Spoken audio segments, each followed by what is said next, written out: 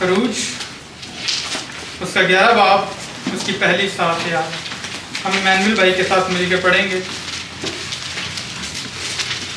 खरूज 11वां बाब उसकी पहली 7 आयत। मैं आप सबके सामने खरूज 11वां बाब पहली 7 आयत पढ़ता हूँ। खुदा के जिंदा कलाम में यूँ लिखा है पहली आयत से, और खुदावंद ने मूसा से कहा कि मैं फ़िरौन और मिस्रियों पर एक और बला और लाऊंगा और उसके बाद वो तुमको यहाँ से जाने देगा, और जब वो तुमको जाने देगा तो यकीनन तुम सब को यहाँ से बिल्कुल निकाल देगा। तो अब तू लोगों के कान में ये बात डाल दे कि उनमें से हर शख्स अपने पड़ोसी और हर औरत अपने पड़ोसन से सोने चांदी के जेवर ले। खुदावंद ने उन लोगों पर मिस्रियों को मेहरबान कर दिया, और ये आदमी मूसा भी मुल्क मिस्र में फ़िरौन के खादमों के नज़दीक और उन लोगों की निगाह में बड़ा बुजुर्ग था। और मूसा ने कहा कि खुदावंद यूँ फरमाता है कि मैं आधी रात को निकल कर मिस्र के बीच में जाऊँगा, और मुल्क मिस्र के सब पिलोठे फ़िरौन जो तख्त पर बैठा है और उसके पिलोठे से लेकर वो लोंडी जो चक्की पीसती है उसके पिलोठे तक और सब चुपाओ के पिलोठे मर जाएंगे, और सारे मुल्क मिस्र में ऐसा बड़ा मातम होगा जैसा ना कभी पहले हुआ और ना फिर कभी होगा।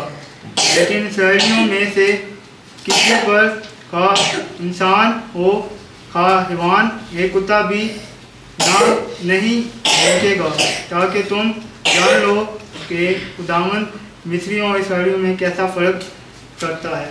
इसी के साथ एक और वाला इस 12वें बाब की 29 और 30 आयत। 12वां बाब उसकी 29 और 30 आयत में यूँ लिखा है 29 आयत में, और आधी रात को खुदावंद ने मुल्क मिस्र के सब पिलोठों को फ़िरौन जो अपने तख्त पर बैठा था उसके पिलोठे से लेकर वो कैदी जो कैद खाना में था उसके पिलोठे तक, बल्कि चुपाओं के पिलोठों को भी हिला कर दिया।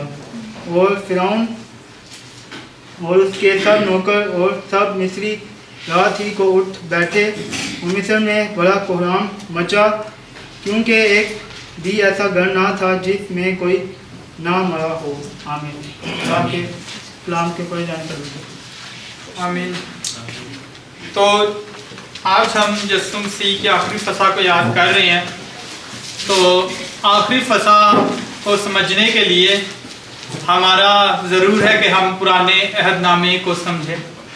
यीशु मसीह के काम को समझने के लिए आखिरी फसा पे क्या हुआ, पुराने अहदनामे को समझना ज़रूरी है। आप सोच रहे होंगे इबादत तो हम आखिरी फसा की इबादत पे आए हैं जिसमें हम मसीह के काम को याद करते हैं, तो ये हमने हवाला कौन सा पढ़ा है। तो इसको हम जिस तरह कलाम में आगे देखते जाएंगे, पढ़ते जाएंगे, उसी तरह से हम समझते जाएंगे कि ये जो हवाला हमने पढ़ा है इसका नए अहदनामे से क्या ताल्लुक है। तो जो हमने यहाँ पर देखा एक आफत का जिक्र यहाँ पे चल रहा है 11वें बाब में, जिस आफत में सब पहलौठों ने मर जाना था, सब पहलौठों की अमवात हो जानी थी मिस्र में। तो ये अमवात इस वजह से होनी थी क्योंकि खुदा ने फ़िरौन को कहा था कि मेरे लोगों को छोड़ दे, मेरे लोगों को जाने दे, पर फ़िरौन खुदा के लोगों को जाने नहीं दे रहा था कि वो जाकर खुदा की परस्तिश करे और उसके सामने कुर्बानी करें और अपने शुक्राने गुजारें। तो खुदा ने मिस्र के ऊपर मुख्तलिफ आफतें भेजी। तूफ़ान खुदा ने भेजा, जो बड़े बड़े ओले वहाँ पे पड़े, तूफ़ान आया जिसकी वजह से उनकी फसलें तबाह हो गई और पानी खून में तब्दील हो गया, लोगों को फोड़े होने लग गए मिस्रियों को। ये सब कुछ खुदा ने किया। खुदा कह रहा था फ़िरौन को कि मेरे लोगों को जाने दे, पर फ़िरौन जो था खुदा के लोगों को जाने नहीं दे रहा। अब जब फ़िरौन खुदा के लोगों को जाने नहीं दे रहा था तो फिर खुदा ने کہا کہ میں آخری آفت بھیجوں گا، اور جب یہ آخری آفت بھیجی جائے گی تو فرعون جو ہے خدا کے لوگوں کو جانے دے گا۔ اور پھر آخری آفت کا جو ذکر ہے ہمیں یہاں پر ملتا ہے کہ پہلوٹھے مارے جائیں گے، اور کون سے پہلوٹھے مارے جائیں گے؟ فرعون اور جو مصری تھے ان کے پہلوٹھے جو ہیں مارے جائیں گے۔ پر کون بچ جائے گا؟ جو اسرائیلی لوگ ہیں وہ بچ جائیں گے۔ کیوں وہ بچیں گے؟ ہم دیکھ سکتے ہیں 12ویں اور 13ویں آیت میں، 12ویں باب 3 اور 14ویں آیت میں دیکھیں گے۔ 12ویں باب کی 3 اور 14ویں ہے۔ 12ویں باب میں 3 آیت میں کچھ یوں لکھا ہے، پس اسرائیلیوں کی ساری جماعت سے یہ کہہ دو کہ اسی مہینے کے 10ویں دن ہر شخص اپنے آبائی خاندان کے مطابق گھر پیچھے ایک برہ لیں۔ 14ویں آیت میں لکھا ہوا ہے، اور وہ دن تمہارے لیے ایک یادگار ہوگا، اور تم اس کو خداوند کی عید کا دن سمجھ کر منانا۔ تم اس میں ہمیشہ رسم کر کے اس دن کو نسل در نسل عید کا دن منانا۔ عید کا دن انہوں نے کیوں منانا تھا؟ کیونکہ خدا نے مصریوں کی غلامی سے انہیں چھڑایا، اور موت کا فرشتہ جو آنا تھا اس کے جو حملہ تھا اس سے بچایا۔ تو ان لوگوں نے کرنا کیا تھا؟ ان لوگوں نے اپنے جو دروازے تھے ان کی چوکھٹوں پر خون لگانا تھا۔ جب ان لوگوں نے خون لگانا تھا تو خون لگانے کی وجہ سے ان کے پہلوٹے جو تھے بچ جانے تھے۔ فرشتے نے آنا تھا اور اس نے پہلوٹوں کو مارنا تھا۔ پر کس نے بچنا تھا؟ پہلوٹوں نے۔ موت کو ظاہر کرتا ہے نا کہ وہ موت آ رہی ہے، خدا جو ہے لوگوں پہ موت لے کر آ رہے ہیں، پر بچ رہے کون ہیں؟ وہی لوگ جن کے گھر کی چوکھٹوں پر اس برے کا خون ہے۔ تو اسرائیلیوں کی اگر دیکھی جائے خدا سے امید تھی، بے شک تھی، پر اس برے کے خون سے بھی امید تھی کہ یہ برے کا خون ہم لگائیں گے، ہماری امید اس برے خون سے ہے کہ ہم بچ جائیں گے۔ اور خدا نے پھر اس کے بعد جو ہم نے آیتیں پڑھی اس کو ان کے لیے یادگار بنا دیا کہ جس طرح سے خدا نے اسرائیل کے پہلوٹوں کو بچایا تھا مصر میں، اس چیز کو انہوں نے یاد کرنا ہے کہ خدا جو ہے ان کو یاد کرنا ہے کہ خدا نے کیا بڑا کام کیا تھا، کیا بڑا فضل کیا تھا، اور کیا بڑی نجات انہیں دی تھی۔ اس رات کو انہوں نے اس کو یاد کرنا تھا۔ پرانا عہد نامہ جو ہے ہمیں مسیح کی طرف ہمیں پوائنٹ کرتا ہے۔ اب جب ہم یسوع مسیح کی آخری فصح کے بارے میں سوچتے ہیں جس میں یسوع مسیح موجود تھے، یسوع مسیح کے شاگرد موجود تھے، سب موجود تھے، تو یسوع مسیح جو آخری فصح میں کھانا کھا رہے تھے، وہ کس وقت میں کھانا کھا رہے تھے؟ وہ اسی چیز کی یادگار میں کھا رہے تھے۔ جس یادگار کا ذکر ہمیں 12ویں باب کی 3 اور 14ویں آیت میں ملتا ہے، اسی چیز کی یادگار میں وہ لوگ اس فصح میں شریک تھے کہ خدا نے اسرائیل کے پہلوٹوں کو بچایا۔ تو ہم دیکھ سکتے ہیں کہ پرانا عہد نامہ جو ہے مسیح کی طرف ہماری سوچ کو لے کر جاتا ہے، ان لوگوں کی سوچ کو لے کر جاتا تھا ایک قربانی کی طرف جو کہ الٹیمیٹ اور آخری قربانی ہوگی، اور مسیح کی قربانی ہوگی۔ اب وہ پرانا عہد تھا، اب ہم بات کرتے ہیں کہ مسیح کے خون کی وجہ سے ہم نئے عہد میں ہیں۔ وہ پرانا عہد تھا جس میں جانوروں کی قربانی ہوتی تھی، اب مسیح کی وجہ سے ہم نئے عہد میں ہیں۔ لوکا 22 باب اس کی 20 آیت کوئی بھی اونچی آواز میں پڑھ سکتا ہے۔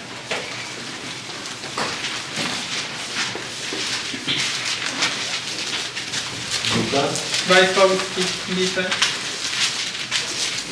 اور اسی طرح کھانے کے بعد پیالہ یہ کہہ کر دیا کہ یہ پیالہ میرے اس خون میں نیا عہد ہے جو تمہارے واسطے بہایا جاتا ہے۔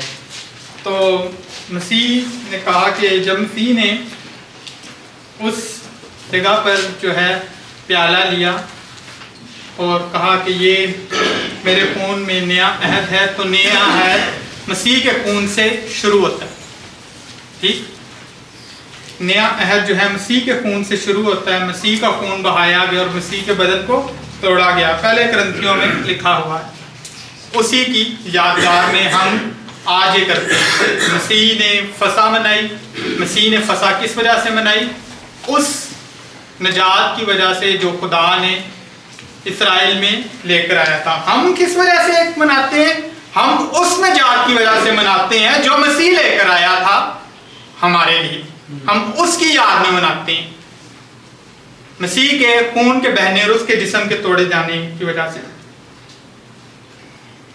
تو کسی نے آبجیکشن کیا آرتھیس پرول سے کہ وہ کہتا ہے یسوع مسیح کا مطلب پرانے نام میں لکھا ہوا ہے کہ مسیح جو آئے گا، جو اپنا کفارہ دے گا، اس کے جسم کی مطلب کوئی بھی ہڈی جو ہے توڑی نہیں جائے گی، کوئی بھی ہڈی توڑی نہیں جائے گی. تو اس نے آبجیکشن کیا کہ مسیح کے بدن کو کس طرح سے توڑا گیا، یہ پھر کہ اگر ہڈی نہیں توڑی جائے گی تو مسیح کے بدن کس طرح توڑا گیا، کس طرح سے آپ کہہ سکتے ہیں.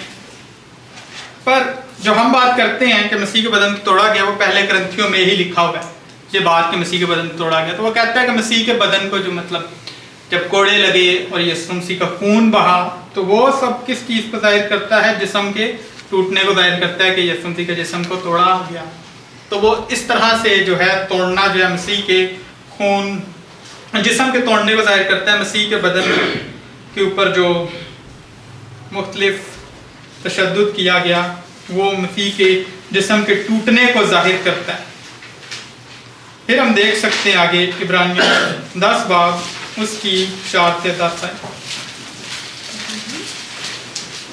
10 باب اس کی 4 سے 10 ہے.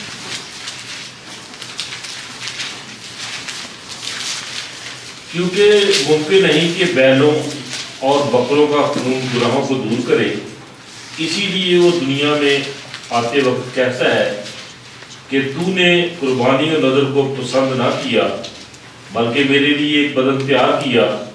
پوری سوکھی قربانیوں اور گناہ کی قربانیوں سے تو خوش نہ ہوا.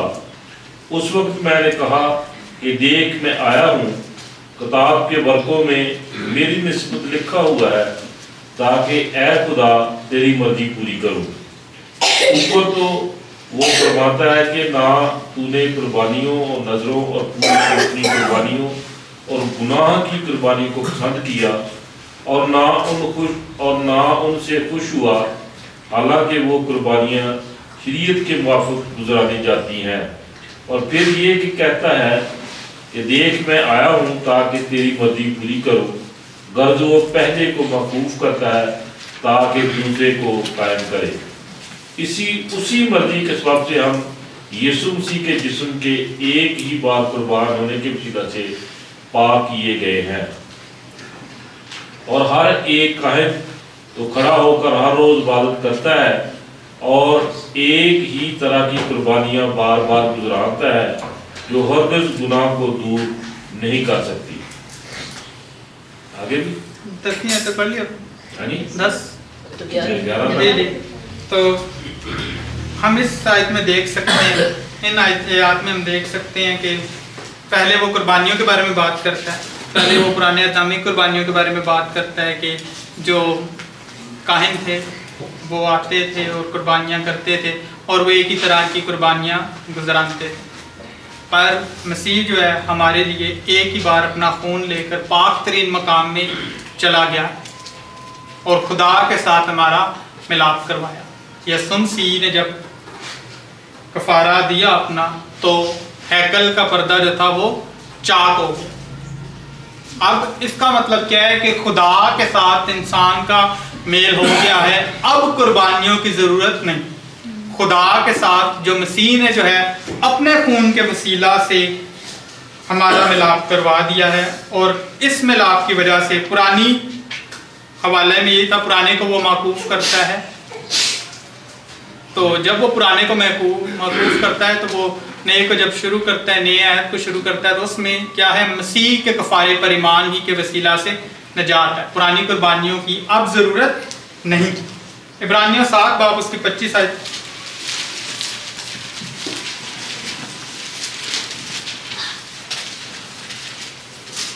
اسی لیے جو اس کے وسیلہ سے خدا کے پاس آتے ہیں وہ انہیں پوری پوری نجات دے سکتا ہے، کیونکہ وہ ان کی شفاعت کے لیے ہمیشہ زندہ ہے۔ جی، تو مسیح جو ہے ان کو پوری پوری نجات دیتا ہے۔ جو اس کے پاس آتے ہیں مسیح جو ہے آدھی نجات نہیں دیتا ہے، خود مسیح جو ہے پوری کی پوری نجات دیتا ہے۔ پرانے عہد نامے کے جو کفارے تھے وہ پوری کی پوری نجات نہیں دیتے تھے۔ کیوں وہ پوری کی پوری نجات نہیں دیتے تھے؟ کیونکہ وہ پورے اور کامل اور کافی نہیں تھے۔ اسی وجہ سے ہر بار نئے کفارے کی ضرورت پڑتی تھی۔ کفارہ ہوتا تھا، ایک بار جانور ذبح ہوا، پھر سے کفارہ ہوتا تھا، پھر سے کفارہ ہوتا تھا، پھر سے کفارہ ہوتا تھا۔ جب کفارے کے دن، جس کو کفارے کے دن کہا جاتا ہے، جس میں جو تھا کاہن جو تھا خون لے کر جاتا تھا پاک ترین مقام میں، جب وہ اس برے کا خون لے کے جاتا تھا تو اس کے ذہن میں کیا ہوتا تھا کہ اس کے ذہن میں یہ ہوتا تھا کہ بس یہ ایک بار میں نے کفارہ کر لیا اور یہ کفارہ جو میرے ہاتھ میں موجود ہے، یہ خون میرے ہاتھ میں موجود ہے، یہ میری نجات کے لیے پورا کامل اور کافی ہے۔ ایسا ہرگز نہیں ہوتا تھا۔ اس کے ذہن میں یہی ہوگا، آج کیا ہے اگلی بار پھر سے کرنا پڑے گا، قوم کے گناہوں کے لیے پھر سے بار بار مجھے کفارہ دینا ہوگا۔ اس کے ذہن میں ہرگز یہ نہیں ہوتا تھا کہ یہ کفارہ میری نجات کے لیے یا پھر لوگوں کی نجات کے لیے پورا کامل اور کافی ہے۔ پر مسیح جو ہے کامل نجات دیتا ہے اور آیت کے مطابق پوری نجات دیتا ہے ان لوگوں کے لیے، ان لوگوں کو جن کے لیے وہ شفاعت کرتا ہے، جن کے لیے اس نے کفارہ اپنا دیا ہے۔ تو مسیح نے اپنا کفارہ کس کے لیے دیا؟ مسیح نے اپنا کفارہ صرف ان کے لیے دیا جن کو اس نے بنا عالم سے پہلے چنا۔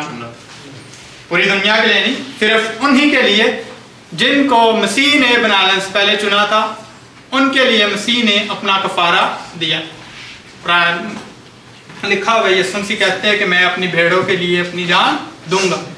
مسیح کہتا ہے کہ اچھا کفارہ اپنی بھیڑوں کے لیے اپنی جان دیتا ہے۔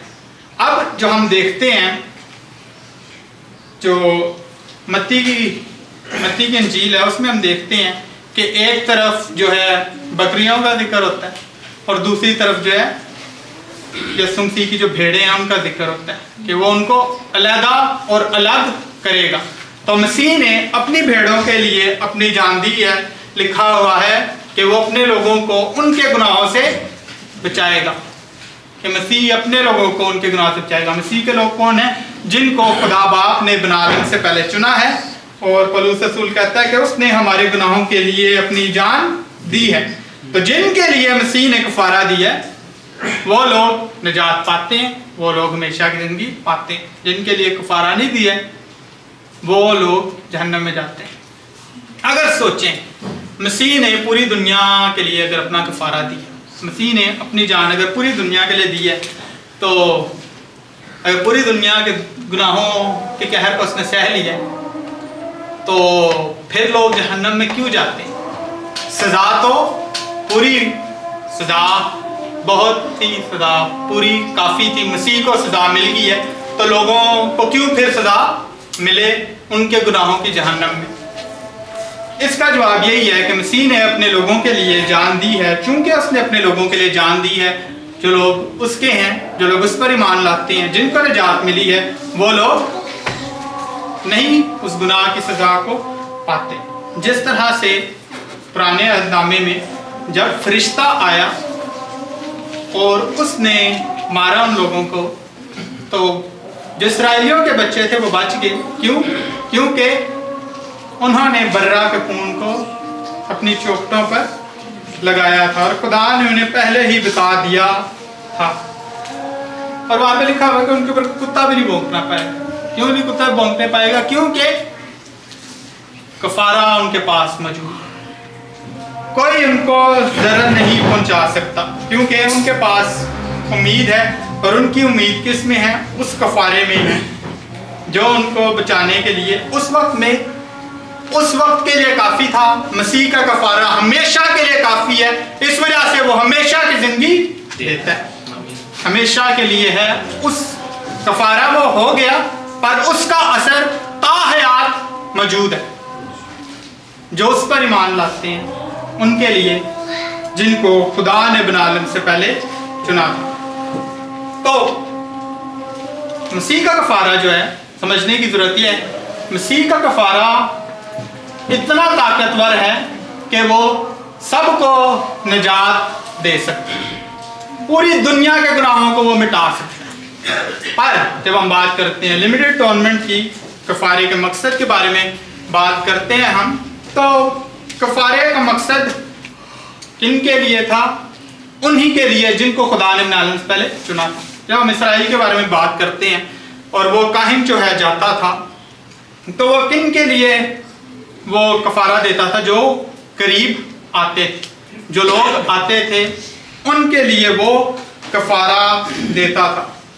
तो जब इसराइली लोग भी इसको पढ़े होंगे तो वो इस बात को समझते होंगे कि कफारा जो है खास लोगों के लिए जिनको खुदा ने चुना है। तो जो उसके नज़दीक आते हैं उनको वो कामिल तौर पर निजात देता है और उन्हीं के लिए शिफायत करता है। मसीह भी कहता है कि मैं पूरी दुनिया के लिए शिफायत नहीं करता। ठीक, मसीह कहता है मैं पूरी दुनिया के लिए शिफायत नहीं करता, पर उनके लिए जो तुमने मुझे दिए हैं। ठीक, मसीह पूरी दुनिया के लिए शिफायत नहीं करता, बस सिर्फ उनके लिए करता है जो बाप ने उसे दिए हैं। बाप ने कौन लोग उसे दिए हैं? जिनको बाप ने चुना है निजात के लिए। ये यूहन्ना 17 बाब में लिखा हो। अब बाद में जाके यूहन्ना 17 बाब जरूर घर में पढ़ सकते हैं गौर से।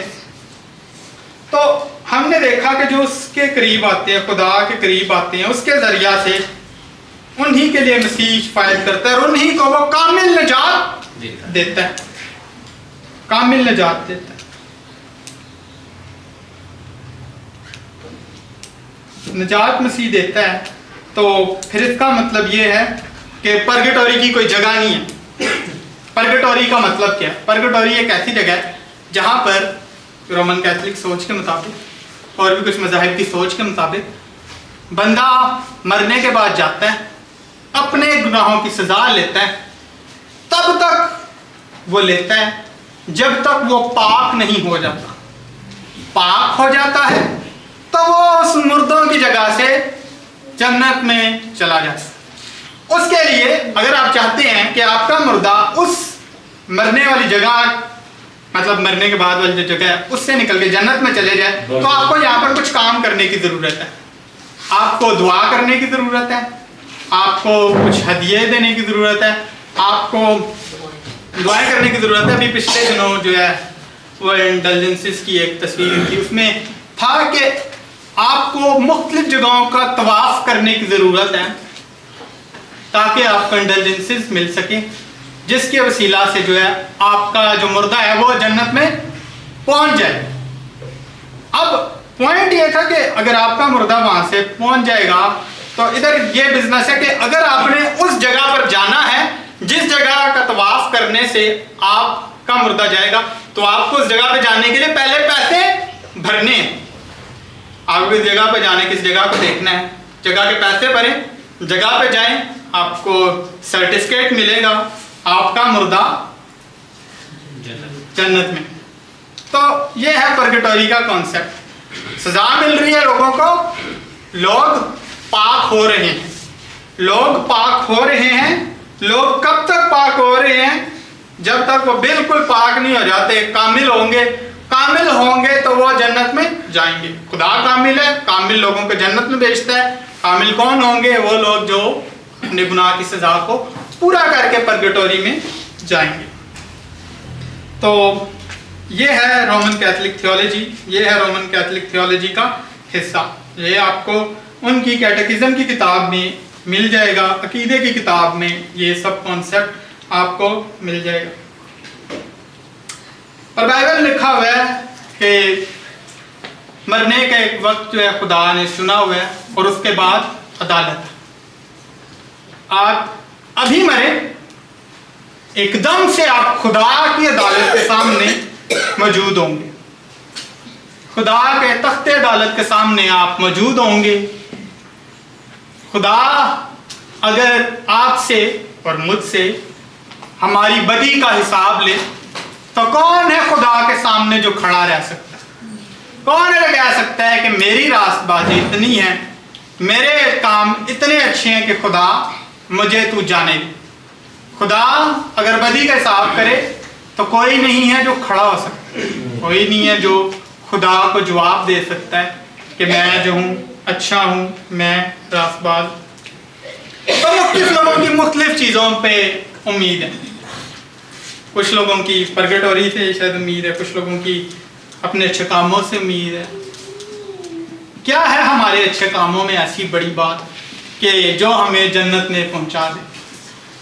خدا کامل ہے، خدا کاملیت چاہتا ہے، کیا ہم کامل ہیں؟ ہرگز نہیں۔ اگر آپ اپنے گناہ کے بارے میں سوچ سکیں، خدا نے کہا اپنے پورے دل، اپنی پوری جان، اپنی پوری طاقت، اپنی عقل سے محبت کرنا۔ کون ہے ایسا شخص یہاں پر جو کہہ سکے کہ میں نے خدا سے اپنی زندگی کے ایک سیکنڈ میں بھی پورے دل، پوری جان، پوری طاقت، پوری عقل سے محبت کی؟ کوئی بھی نہیں، میں بھی نہیں ہوں، کوئی بھی نہیں ہے، ہم میں سے کوئی ایسا شخص نہیں ہے جو یہ کہہ سکے کہ میں نے ایک سیکنڈ بھی خدا سے اس طرح سے محبت کی۔ اگر ہم اس طرح سے محبت کریں تو جس محبت کے خدا لائے کہ ہم وہ محبت شاید کر پائیں، پر ہم نہیں کر سکتے۔ ہم پورے ذہن سے بھی خدا سے ایک وقت کے لیے محبت، ایک سیکنڈ کے لیے بھی محبت نہیں کر سکتے۔ سب سے بڑا حکم ہے یہ کہ خدا سے اپنے روح جا جسم عقل سے محبت کرنی۔ ہم اس حکم پہ پورا نہیں اتر سکتے، تو پھر سب سے بڑا گناہ کیا ہوگا؟ کہ اس حکم کو نہ ماننا اور اس حکم پہ عمل نہ کرنا۔ تو ہم سب نے گناہ کیا ہے، اور پاک اور کامل خدا کے سامنے جس خدا کے بارے میں ہم بات کرتے ہیں کہ وہ نور اور اس میں تاریکی نہیں، ہرگز تاریکی نہیں، وہ کامل ہے، اور جس کی پاکیزگی کو ہم سمجھ نہیں سکتے، اس پاک خدا کے سامنے ہم نہیں کھڑے ہو سکتے۔ ہمیں ایک کفارے کی ضرورت ہے جو پورا کامل اور کافی ہو، جو ہمارے گناہوں کو معاف کر دے۔ کبھی موت کے بارے میں آپ نے سوچا؟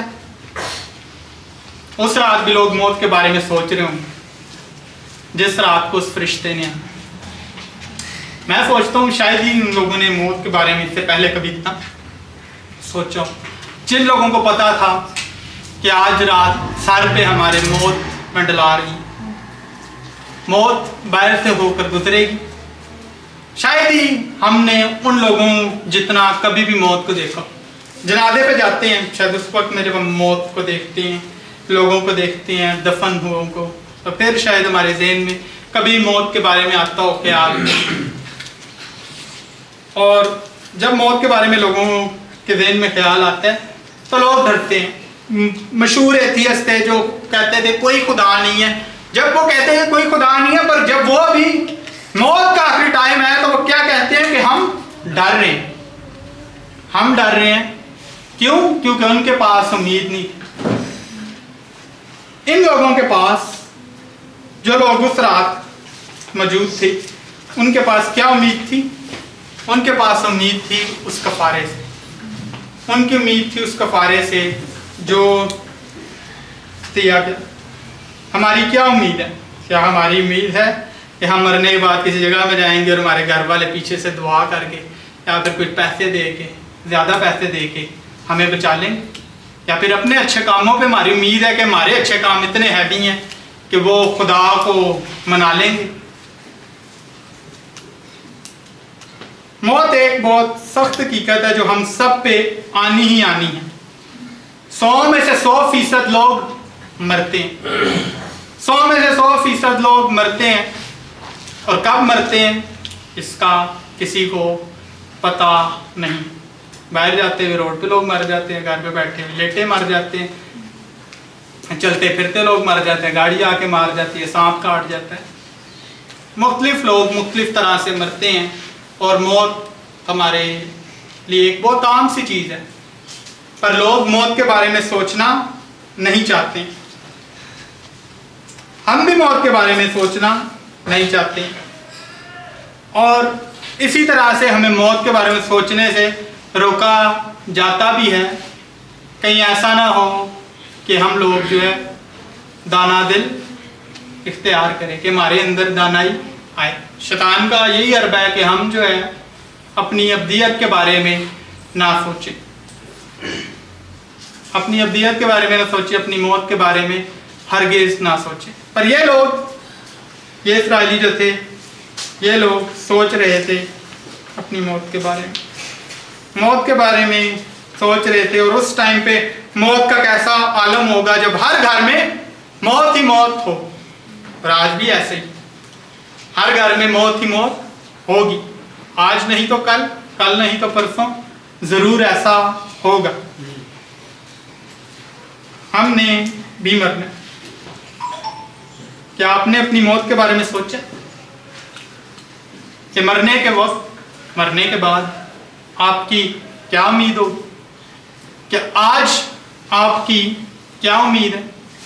ایسی تو نہیں مسیحی جو تھے اپنی جان آسانی سے دے دیتے تھے، لے کر جا رہے ہیں مارنے کے لیے، خوش ہیں۔ کیوں خوش ہیں؟ کہ وہ مسیح کے پاس جائیں گے۔ ایسی تو نہیں پولس رسول کہتا کہ جینا میرے لیے مسیح اور مرنا نفع ہے۔ ایسی امید، لوگ ایسے ہیں جو کہتے ہیں کہ میں اپنی ابدیت کا پتہ نہیں ہے کہ ہم کہاں ہوں گے، وہ لوگوں کو کیا نجات دی۔ پر پولس رسول کہتا ہے کہ جینا میرے لیے مسیح اور مرنا نفع۔ کیوں وہ کہتا ہے؟ وہ اس وجہ سے کہتا ہے کیونکہ وہ رومیو میں کہتا ہے پس جو مسیح میں ہے اس پہ سزا کا حکم نہیں۔ اس کے پاس بڑی امید تھی کہ جب بھی وہ مرے گا مسیح کے پاس ہوگا۔ ہماری امید کس چیز سے؟ کیا ہمارے اچھے کاموں سے ہے، یا مسیح کے بڑے کام کی وجہ سے ہے جو پوری کامل نجات دیتا ہے، اور ایسی نجات دیتا ہے جو کبھی نہ ختم ہونے والی ہے، ہمیشہ کی زندگی مسیح پر ایمان سے ہے۔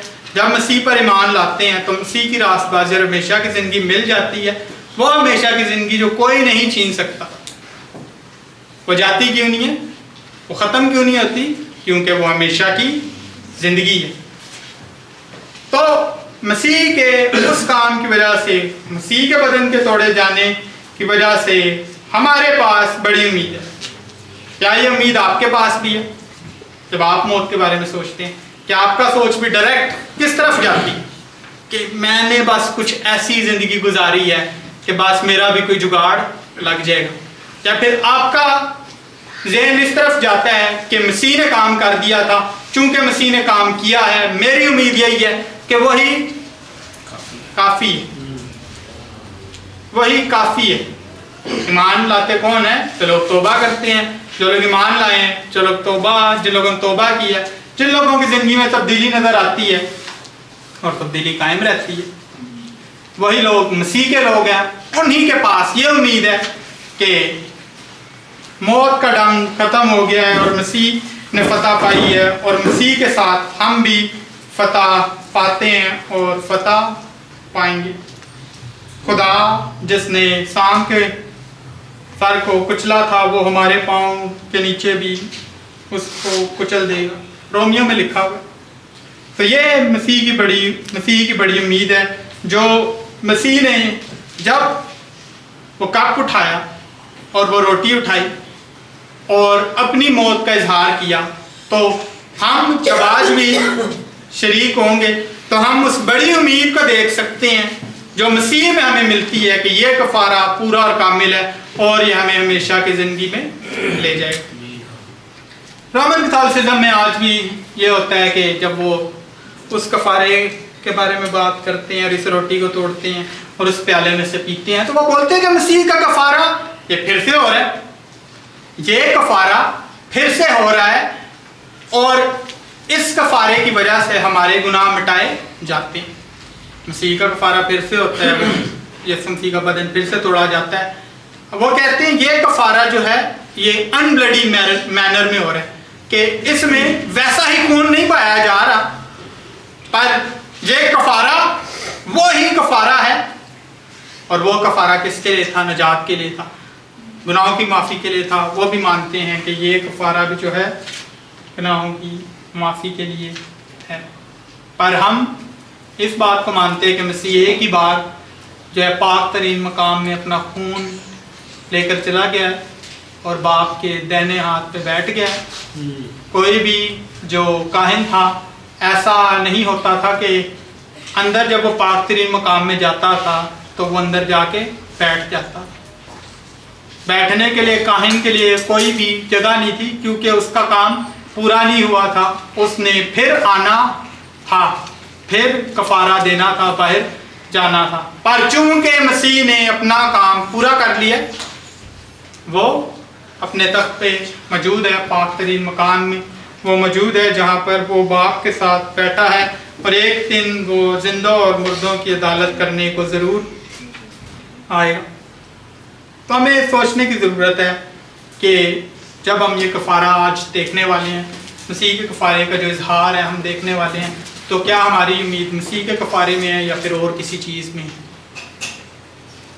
तो हमारे लंदन बैप्टिस्ट कन्फेशन में लिखा हुआ है, वर्दी receivers outwardly partaking of the visible elements of in this ordinance, do then also inwardly by faith, really and indeed, yet not carnally or corporally, but spiritually receive and feed upon Christ crucified.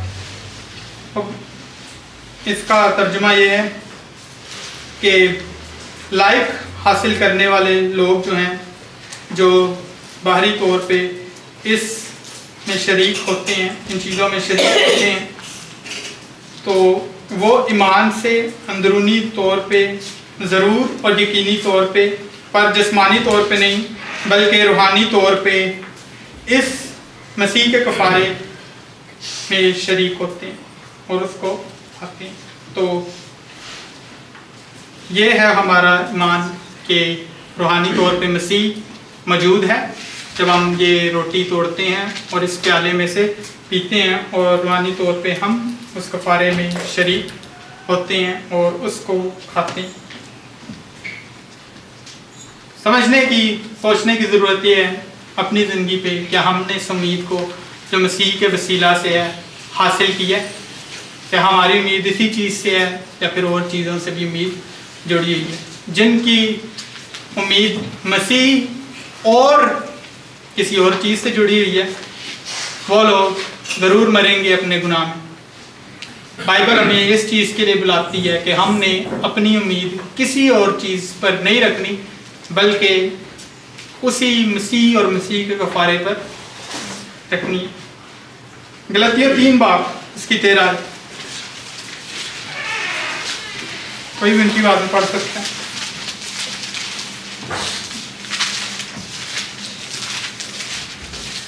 मसीह जो हमारे लिए लानती बना, उसने हमें मोल लेकर शरीयत की लानत से छुड़ाया, क्योंकि लिखा है कि जो कोई लकड़ी पर लटकाया गया वो लानती है। जी, तो मसीह ने हमें जो है शरीयत की लानत से छुड़वाया। मसीह हमारे लिए खुद हमारी लानत को उसने अपने ऊपर लिया ताकि हमें वो शरीयत की लानत से छुड़ाए, क्योंकि हम कामिल तौर पे उस पे अमल नहीं कर सकते थे। शरीयत की लानत क्या है कि उस पे अमल लोगों का ना कर पाना कामिल तौर पे, और मसीह ने हमें उस लानत से छुड़वाया है और लानती बन ताकि हम उसके कफ़ारे के वसीला से खुदा के नज़दीक मकबूल ठहर सकें। 2 कुरिन्थियों 5:21। वो जो गुनाह से वाकिफ न था हमारी खातिर गुनाह बन गया ताकि हम उसमें होकर के खुदा की रास्तागी हो जाए। वो जो गुनाह से वाकिफ ना था, मसीह गुनाह से वाकिफ ना था, पर वो हमारे लिए गुनाह ठहराया गया ताकि हम उसमें होकर खुदा की रास्तबाजी बन जाए।